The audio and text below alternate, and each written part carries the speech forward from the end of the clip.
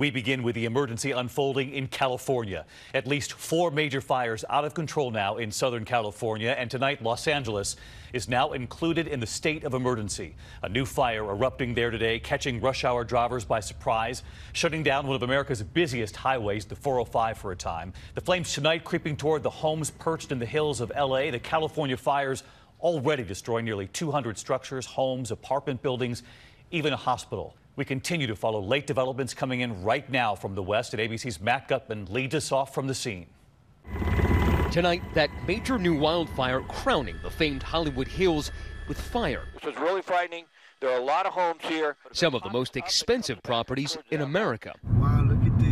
The flames engulfing Interstate 405, one of America's busiest freeways, making for a hellish commute and threatening the Getty Center and its priceless artwork. Hundreds of firefighters on the ground and swarms of aircraft fighting the blazes from the air. With this area, it's been years since anything's burned at all. Flames churning into neighborhoods. That house is completely engulfed, and the smoke coming out is noxious. It's like breathing in tear gas. There's a helicopter overhead now.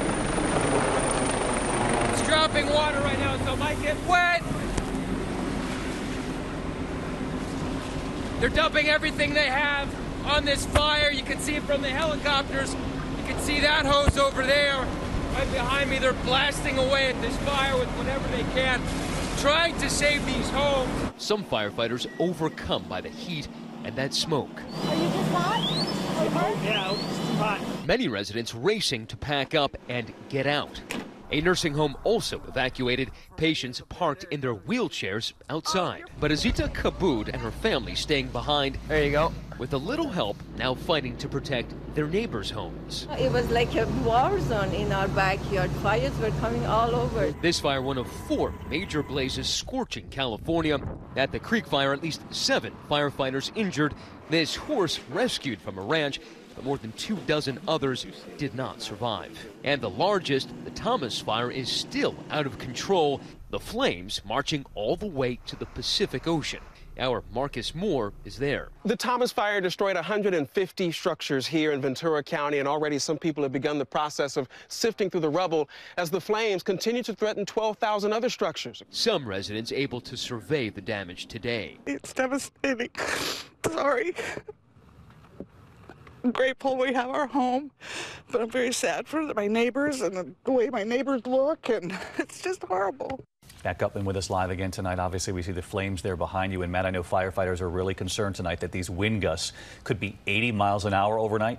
That's right, David. They're predicting gale force winds here tonight. Now, there's only winds half that speed, which did that, incinerating that home, charring that car, and the one you see right here. Now, the concern from officials is that the ferocity of tonight's winds will pick up the flames you see on the hillside here and just push them up these hills, consuming homes in these very exclusive neighborhoods that haven't burned yet.